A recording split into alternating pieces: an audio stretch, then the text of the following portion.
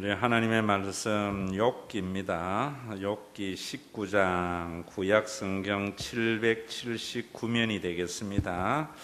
욥기 19장 13절에서 29절 우리 다 같이 함께 읽겠습니다. 욥의 심정으로 읽으시면 좋을 것 같습니다.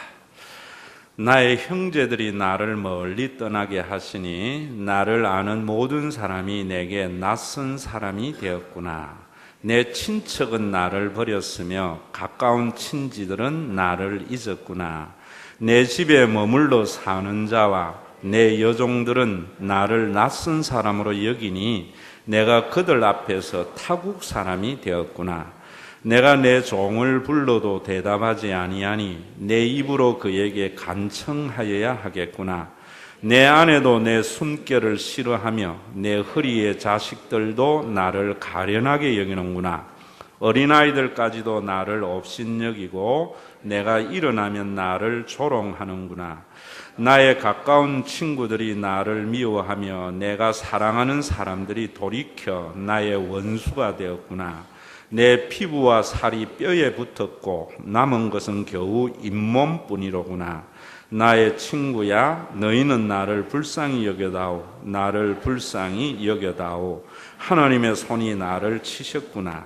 너희가 어찌하여 하나님처럼 나를 박해하느냐? 내 살로도 부족하냐? 나의 말이 곧 기록되었으면 책에 씌어졌으면 철필과 납으로 영원히 돌에 새겨졌으면 좋겠노라. 내가 알기에는 나의 대속자가 살아계시니 마침내 그가 땅 위에 서실 것이라. 내 가죽이 벗김을 당한 뒤에도 내가 육체 밖에서 하나님을 보리라. 내가 그를 보리니 내 눈으로 그를 보기를 낯선 사람처럼 하지 아니할 것이라. 내 마음이 초조하구나. 너희가 만일 이러기를 우리가 그를 어떻게 칠까 하며 또 이러기를 일의 뿌리가 그에게 있다 할진대 너희는 칼을 두려워할지니라. 분노는 칼의 형벌을 부르나니 너희가 심판장이 있는 줄을 알게 되리라. 아멘.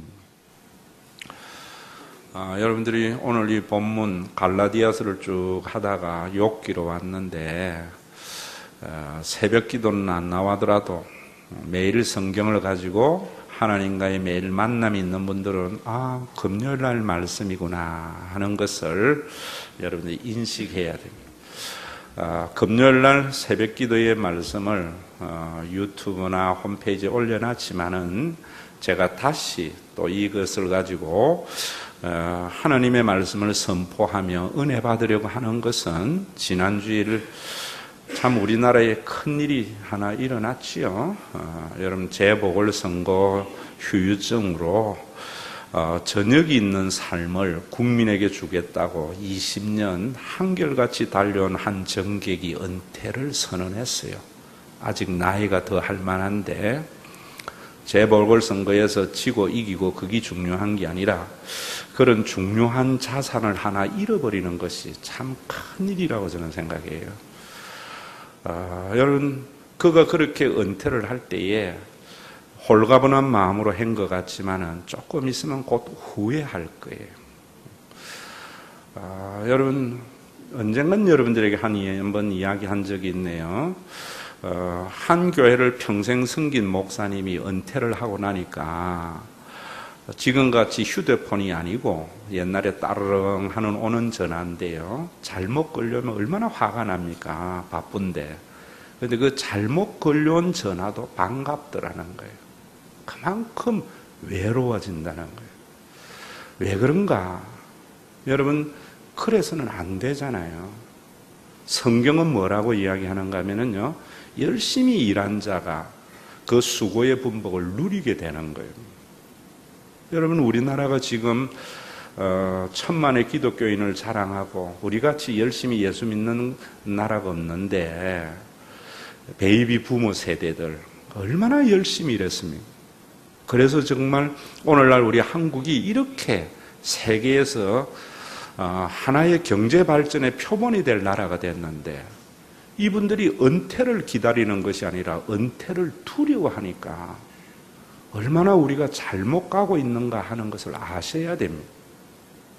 젊은 날 자식에게 모든 것을 쏟아붓던 부원 부모가 자식이 시집가고 장가가고 난 뒤에 이제부터 내 삶을 사는 그런 것을 기다려야 되는데, 여러분 어떻게 살아갈까 걱정하는 이런 것은 분명히 우리가 잘못 가고 있는 겁니다. 왜 그런가? 세상에 대해서 잘 몰라서 그런 것 같아요. 세상을 제대로 알아야 교회가 어째야 된다는 걸 알고, 세상이 어떤 곳인 것을 알아야지 지옥이 어떻다는 것을 알고 천국이 어떻다는 것을 알아요. 오늘 여러분 성경 본문은 세상이 어떤 곳인가 하는 것을 우리에게 너무나 적나라하게 보여줘요.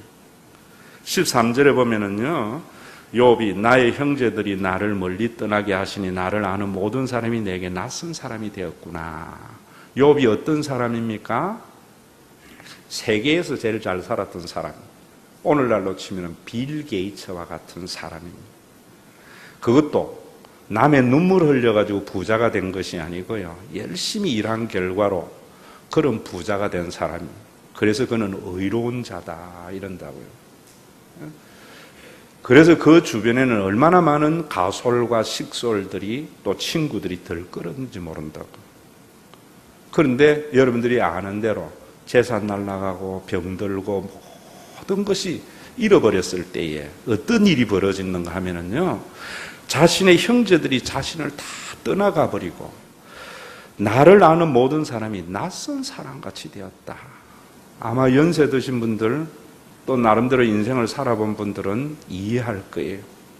현역에 내가 출근할 때에는 그렇게 나에게 아부하던 사람, 또 내 전화를 기다렸던 사람, 이런 사람들이 내가 은퇴하고 직장에 갔을 때 언제 봤느냐 하는 낯선 얼굴로 대하는 것이 세상이거든요. 그리고 내 친척들은 나를 버렸으며 가까운 친지들은 나를 잊었구나. 우리가 왜 여러분 부도를 겁내고 실직을 겁내고 병드는 게 두려운가 하면은, 그래 되면은 내 주변에 있는 많은 사람들이 나를 떠나버리고 외로워지기 때문입니다. 그 소외감은 이루 말할 수 없습니다. 지옥은 그런 곳이, 세상은 그런 곳이. 그렇다면 당연히 교회는 그래서 안 된다는 결과가 나오겠지요, 여러분. 그런 세상에 대한 사명을 가지는 것이 복음 전하는 사명이 되어야 되겠죠. 기독교 세력의 확장이 아니라 말입니다. 여러분, 내 집에 머물러 사는 자와 내 여종들은 나를 낯선 사람으로 여기니 내가 그들 앞에서 타국 사람이 되었다. 요즘은 부자들 집이 담이 높지만은 옛날 부자들 집에는요, 가솔들, 식솔들이 참 많았습니다. 옛날 교회는요, 교회 옆에, 교회 자체가 장로님 텃밭에 교회 세웠잖아요. 동네 한복판에서. 그래서 그 장로님 집이 주일 오후에 교인들로 부쩍거리며 국수 삶아 먹는 그런 둘의 공동체였잖아요. 그런데 욥의 집에도 여기 보면 내 집에 머물러 사는 자들, 식객들이 참 많았단 말입니다. 그리고 종도 있었단 말입니다. 그런데 그 사람들이 자기에게 타국 사람이 되었다는 거예요. 여러분, 타국 사람이 어떤 사람입니까? 여러분들에게 외국인이 말 걸어올까 봐 두렵습니까? 안 두렵습니까? 두렵지요. 재산 잃어버리고 병들어 버리니까 가까운 사람들, 심지어 여종들이나 식솔들까지도 자기가 전화하는 것을 두려워하는 그런 존재가 되어져 버렸다는 거예요. 세상이 그런 겁니다. 그렇게 가까웠던 사람들도 여러분 부도나고 실패하면은 전화 오는 것을 두려워하는 것이 인생 아닙니까?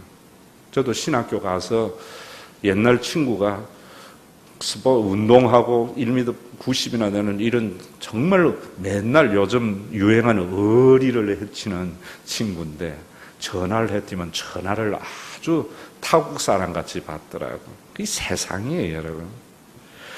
내가 내 종을 불러도 대답하지 아니하니 내 입으로 그에게 간청하여야 하겠다.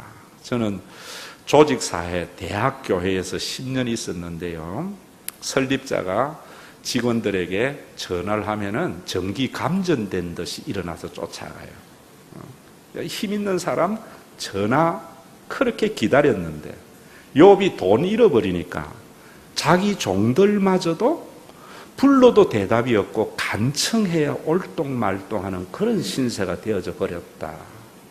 교회는 이런 거 없습니까? 내 아내의 내 숨결을 싫어하며 내 허리의 자식들도 나를 가련하게 여기는구나.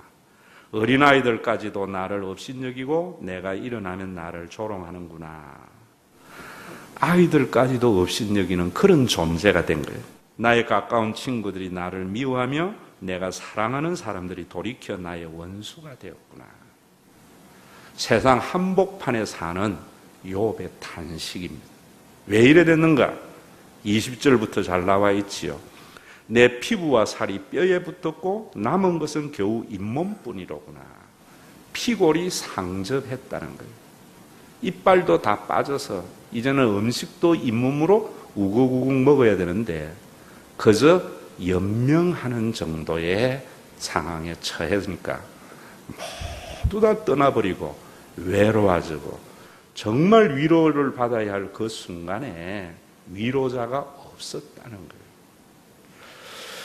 나의 친구야 너희는 나를 불쌍히 여겨다오. 나를 불쌍히 여겨다오. 하나님이 손이 나를 쳤구나.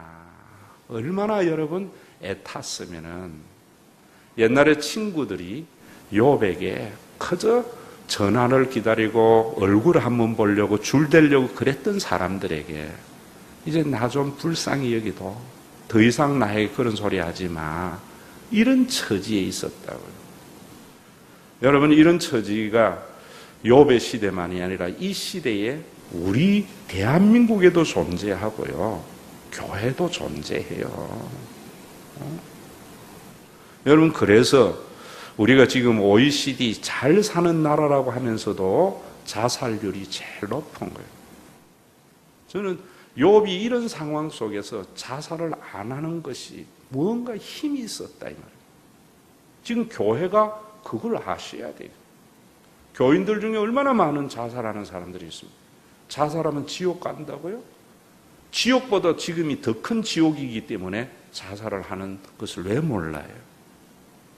교회가 왜 그런 생명을 잃어버렸는가? 그 다음에 보세요. 23절에 나의 말이 곧 기록되었으면 책이 씌어졌으면 철필과 납으로 영원히 돌에 새겨졌으면 좋겠다. 여러분 오늘도 여러분들 머리가 이제는 뭐 앞에 거 읽으면 그 뒤에 잊어버리는 돌이 됐잖아요. 그 돌에 중요한 게 뭐예요? 철필로 돌에 한번 새기면 절대로 안 지워져요.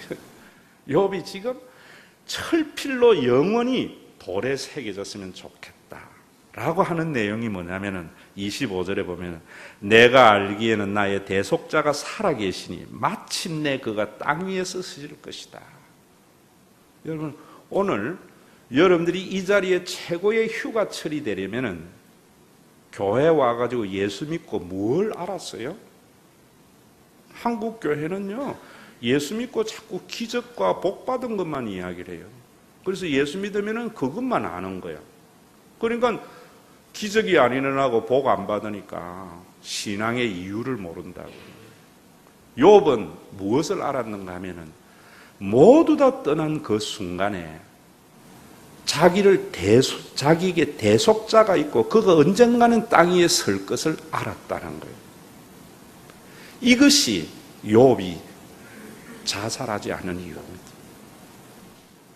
절망 속에서도 희망을 가질 수 있었던 것은 욥에게는 어떤 지식이 있었는가 하면 대속자가 있었다는 거예요.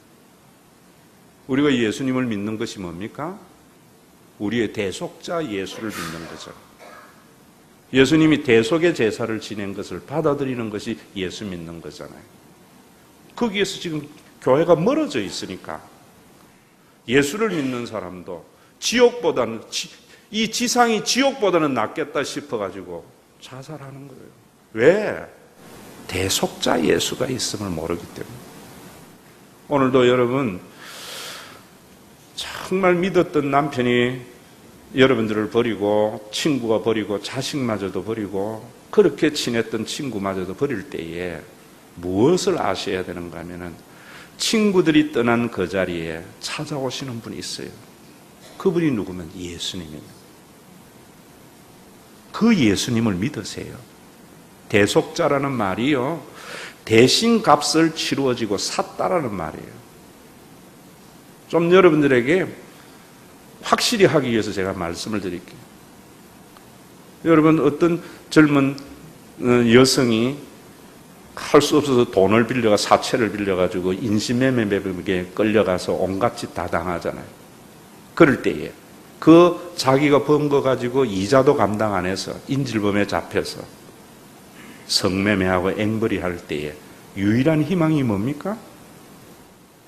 너무나 고통스러우니까 마약하고 술 먹고 이런 자기 생애를 망치는 가운데에서 희망을 가질 수 있는 사람 하나는 내가 저 인질범에게 빚진 것을 내가 갚을 수 없는데 내 대신 갚아줄 어머니가 있는 사람.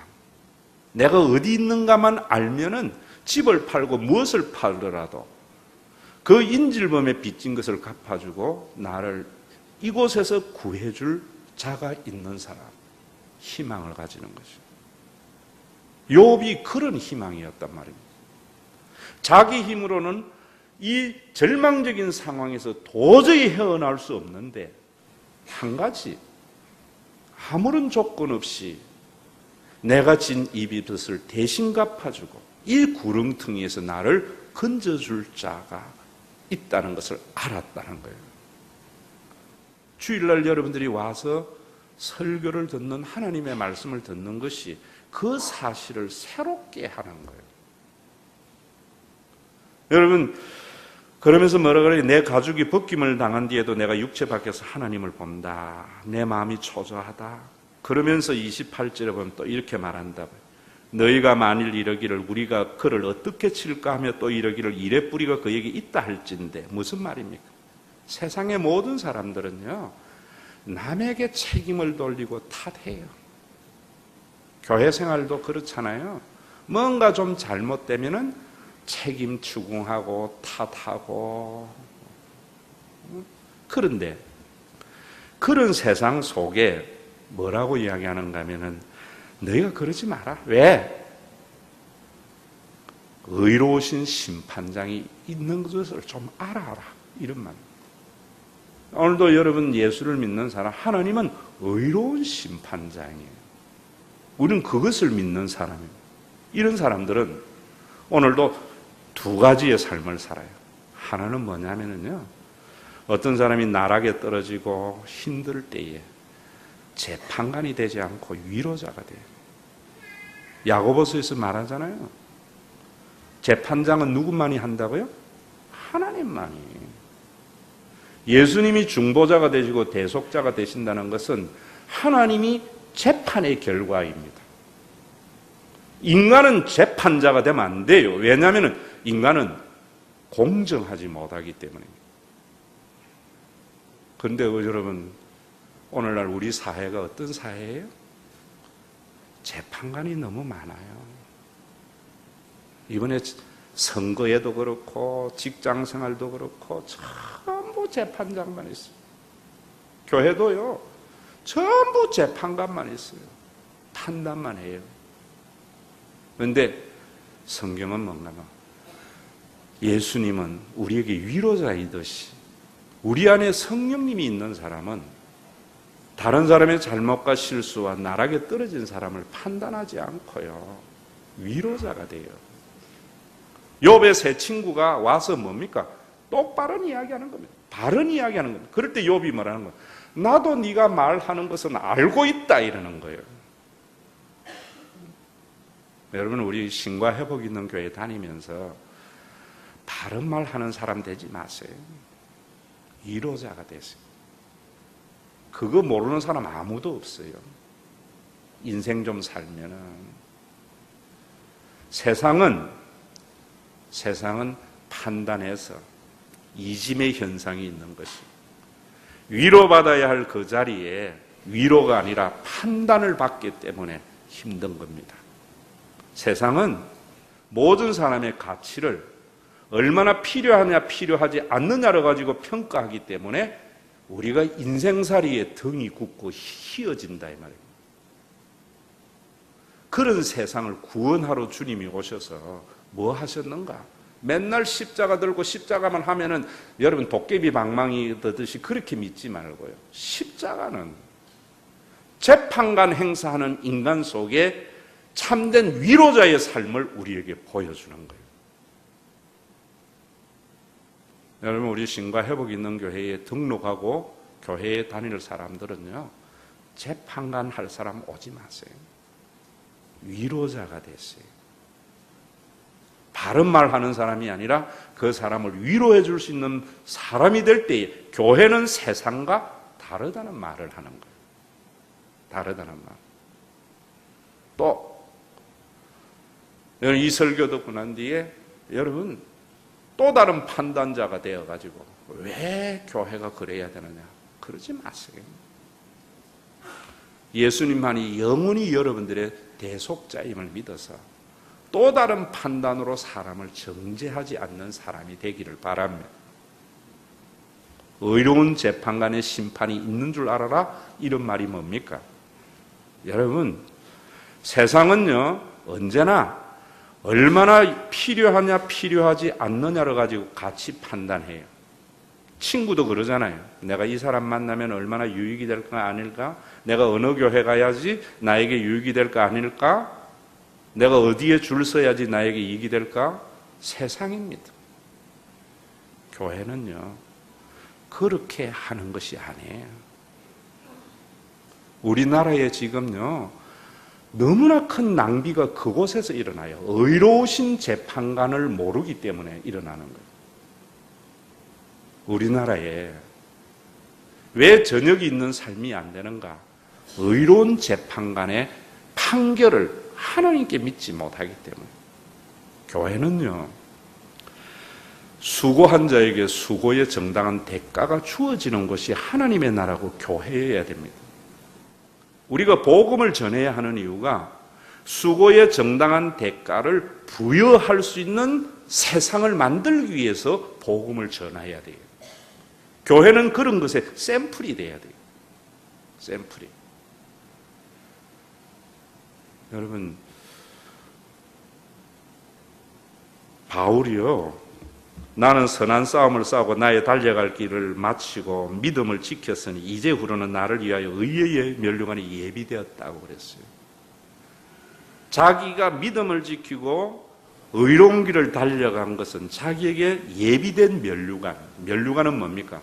수고한 자에게 씌워주는 관이에요. 수고에 정당한 대가가 있는 거예요. 여러분, 우리가 보세요. 우리가 우리 눈 찌르고 살아요.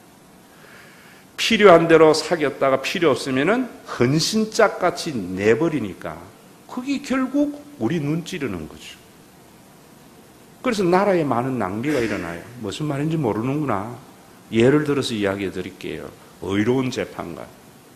추신수 선수 알지요? 연봉이요 엄청나요. 한 8천억 뭐 그렇죠. 연봉이 한 7, 800억 받지요. 지금 완전히 바닥을 쳐요. 먹튀라 그래요. 그런데 그것이 문제란 말이에요. 왜 그런가? 자기가 받은 몸값을 해야 된다는 것이 지금 제대로 못 치고 있다고요. 그런데 그 감독이 추신수에게 한 말을 여러분 한번 기억해 보세요. 뭐라 했는가 하면, 신수, 네가 받는 연봉은 네 몸값 하라고 주는 것이 아니고, 그것만이 아니고 네가 그동안 미국 프로야구에 끼친 그 영향력에 대한 공로에 대한 대가도 포함됐어. 너무 징가지지 마. 어떤 사회에 살고 싶습니까, 여러분? 열심히 일해가지고 언제나 기여만 해야지 내 가치를 인정해주는 사회에 살고 싶습니까? 내가 힘 있을 때 열심히 했는데 이제 늙어 힘 빠졌을 때에는 내가 그 수고한 것을 알아주는 사회에서 살고 싶습니까? 지옥은요 언제나 우리에게 필요한 대로 그 가치, 그 밥값을 하라는 것이 지옥이고요. 천국은 힘 있을 때 기여한 것에 대해서 알아주는 것이 천국이에요. 그게 하나님의 의로운 재판관이죠. 우리가 재판관이 되어서 안 되는 이유가 또 그곳에 있죠. 이거보다 더 실감나는 이야기 있습니다, 여러분. 저는요, 우리 차범근 선수 감독을 참 좋아해요. 그가요, 감독 자리에서 프랑스 가서 5대0으로 지는 바람에 중간에 잘려버렸잖아요. 그래서 대한축구협회에서 그 자원을 활용을 못하는 거예요. 외국은 알아주는데. 왜? 성과와 필요에 의해서 가치 평가하기 때문입니다. 또 다른 자원을 하나 지금 잃어버렸죠? 홍명보 감독. 동메달을 땄는데 이번에 브라질 월드컵에서 참패했다고 완전히 헌신작처럼 내버렸어요. 다시 재기 못합니다, 한국에서. 이 설교를 듣고 한국이 변화돼야 그 자원이 새로화돼요. 스페인 보세요. 스페인이 이번에 어땠습니까? 네덜란드에 5대0 졌어요. 1승도 못하고 예선 탈락해버렸어요. 그들이 귀국하는 그때에 한국은 엿을 던졌는데요. 스페인의 AS라고 하는 스포츠지가 뭐라고 했는가 하면요, 일어났어요. 용서를 구하지 마세요. 우린 이미 당신들에게 많은 빚을 졌습니다. 타이틀 기사에. 그 위에 뭐가 있는가? 이런 말이 있었어요. 유로 2008년 우승, 2010년 남아공 우승, 유로 2012년 우승. 이걸 적어놓고 그 밑에 그렇게 난 거예요. 오늘 이번에 월드컵의 실패만이 아니고 당신네들이 그동안에 이룬 업적에 대해서 기억하고 있다는 거예요. 그러면서 이런 말 하는 겁니다. 너무 죄송해 하지 말라. 그동안 당신들이 수년 동안 스페인 축구의 한경기를 맛보게 해주지 않았느냐. 우리 국민들은 이미 당신에게 큰 빚을 졌다. 이번 2014년 월드컵, 브라질 월드컵에서 충격적인 결과를 냈지만 그동안에 참 감사했다. 성경입니다, 여러분. 이제는 여러분 이력서에 기독교를 쓰는 그런 기독교인이 되지 말고요. 의로운 재판관이라는 것이 여러분들 속에 신학교에 답안지 쓰는 그런 신앙 말고요. 하나님의 공정한 판단은 수고의 정당한 대가를 주고요. 과거의 성공을 잊어버리지 않는 하나님이십니다.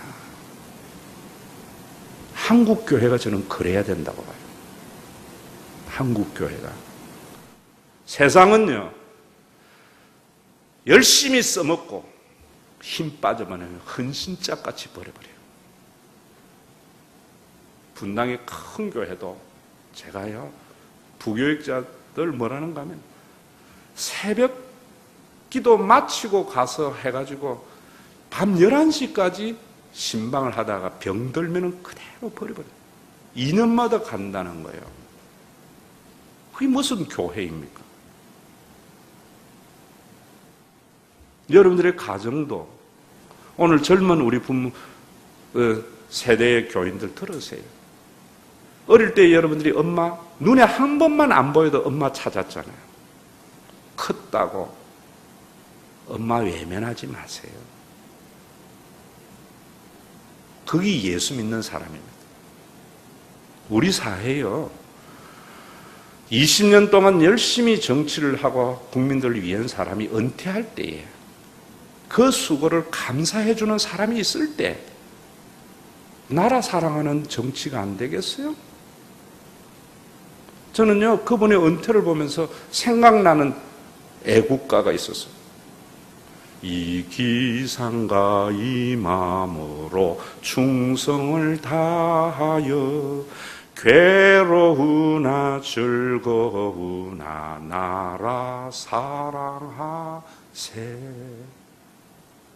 이래서 괴로우나 즐거우나 나라 사랑했는데 필요 없다고 내팽개치면 누가 나라 사랑하겠어요? 하나님의 나라는 그런 나라 아닙니다. 여러분, 제가 성품이 좋거나 모든 면에서 완벽한 사람은 아니지만은 성경에 의해서 이런 가치의 변화와 목회가 있어져야 돼요. 저는요, 우리 교회에 왔을 때 여러분, 우리 부교육자들이 수없이 바뀌어요. 왜?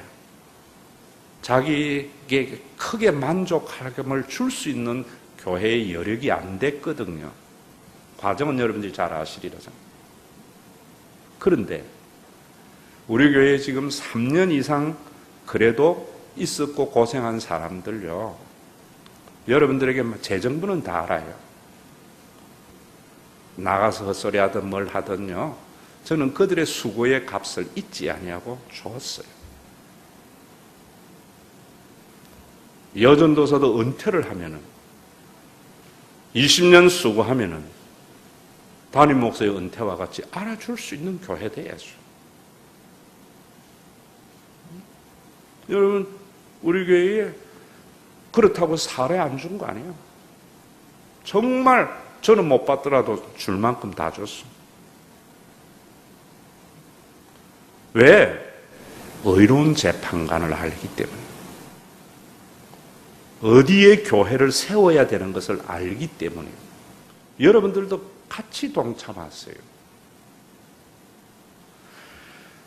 대한민국과 같이 그동안에 우리 한국이 아시아에서 8번이나 월드컵을 나가는 업적은 잊어버리고 이번에 참패했다고 정죄하고 내팽개치는 것 성경 아닙니다. 고귀한 자산을 잃어버리는 거예요. 수많은 보궐선거 승리하고 난 뒤에 한 번 떨어졌다고 역적 만들면 안 된다 이 말이에요. 지금도 여러분, 우리 교회에 제가 이런 것들은 여러분들이 이런 건 본받으라는 거예요. 제가 여기 왔을 때 처음에 저 모아 미래상가에서 있을 때 정말 더 고생하는 거 교회 사역하게 했어요. 근데 아침에 일찍 와서 그 차디찬 쇳덩이에 열쇠를 여는 그 마음 알거든요.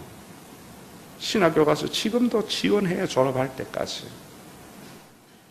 저는 성교비, 내 주변에 있는 사람들 내 알아달라고 펑펑 주는 그런 성교비가 우리 교회에 수고한 사람들이 개척을 하거나 어디에 가면 그 수고를 잊지 아니하려고 해요. 그게 교회이기 때문에. 그게 교회이기 때문에. 저와 함께 했던 대학에 서울에 있는 교인들 다른 교회 가려고 할 때 왜 가냐?